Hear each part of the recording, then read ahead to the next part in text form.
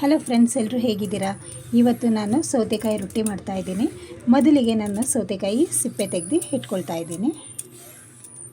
ಈ ರೀತಿ ಸೌತೆಕಾಯಿ ಸಿಪ್ಪೆ ತೆಗೆದು ನಾನು ಈ ರೀತಿ ತುರಿದು ಇಟ್ಕೊಳ್ತೀನಿ. ಈಗ ಸೌತೆಕಾಯಿ ತುರಿದಿದ್ದಾಗಿದೆ. ಸೌತೆಕಾಯಿ ನೀರು ಬಿಟ್ಕೊಳ್ಳೋದ್ರಿಂದ ಫಸ್ಟಿಗೆ ನೀರನ್ನ ಸ್ವಲ್ಪ ತೆಗೆದಿಟ್ಕೊಂಡ್ಬಿಡೋಣ. ನೆಕ್ಸ್ಟು ಮಿಕ್ಸ್ ಬೇಕಾದರೆ ಆವಾಗ ನಾವು ಸೇರಿಸ್ಕೊಳ್ಬೋದು. ಈಗ ನಾನು ತೆಗೆದಿಟ್ಕೊಳ್ತಾ ಇದ್ದೀನಿ. ನಾನು ಒಂದು ಈರುಳ್ಳಿ ಸಣ್ಣದಾಗಿ ಕಟ್ ಮಾಡ್ಕೊಳ್ತೀನಿ.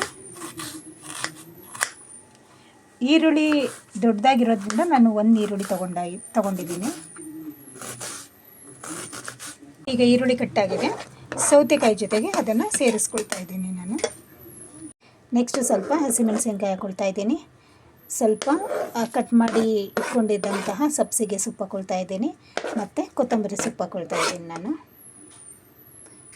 ರುಚಿಗೆ ತಕ್ಕಷ್ಟು ಉಪ್ಪು ಹಾಕ್ಕೊಂಡು ಈಗ ಇದನ್ನು ಚೆನ್ನಾಗಿ ಮಿಕ್ಸ್ ಮಾಡ್ಕೊಳ್ಳೋಣ. ಈ ರೀತಿ ಕೈಯಲ್ಲೇ ಮಿಕ್ಸ್ ಮಾಡ್ಕೊಳ್ಳಿ. ಮಿಕ್ಸ್ ಆಗಿದೆ. ನೆಕ್ಸ್ಟು ಅಕ್ಕಿ ಹಿಟ್ಟು ಹಾಕ್ಕೊಳ್ತಾ ಇದ್ದೀನಿ ನಾನು. ಅಕ್ಕಿ ಹಿಟ್ಟು ಹಾಕ್ಕೊಂಡು ಮಿಕ್ಸ್ ಮಾಡ್ಕೊಳ್ಳೋಣ. ಫಸ್ಟಿಗೆ ನೀರು ಹಾಕ್ಕೊಳ್ಳೋದು ಬೇಡ. ಫಸ್ಟೇ ಈ ರೀತಿ ಮಿಕ್ಸ್ ಮಾಡಿ. ಈಗ ಮಿಕ್ಸ್ ಮಾಡಿರೋದು ರೆಡಿಯಾಗಿದೆ.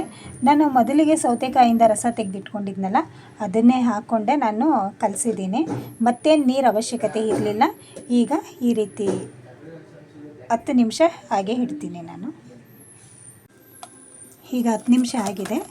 ನಾನು ರೊಟ್ಟಿ ತಟ್ಕೊಳ್ತಾ ಇದ್ದೀನಿ. ಈ ರೀತಿ ತಟ್ಕೊಳ್ಳಿ. ನಾನು ಬಟರ್ ಪೇಪರ್ ಯೂಸ್ ಮಾಡಿ ರೊಟ್ಟಿ ತಟ್ತಾ ಇದ್ದೀನಿ. ಈ ರೀತಿ ತೆಳುವಾಗೆ ತಟ್ಕೊಳ್ಳಿ. ಚೆನ್ನಾಗೇ ಬರುತ್ತೆ ಈ ರೀತಿ ಮಾಡಿಕೊಂಡ್ರೆ.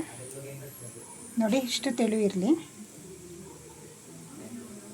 ನೋಡಿ, ಬಟರ್ ಪೇಪರಲ್ಲಿ ಮಾಡಿದರೂ ಸಹ ಎಷ್ಟು ಚೆನ್ನಾಗಿ ಬರುತ್ತೆ ನೋಡಿ.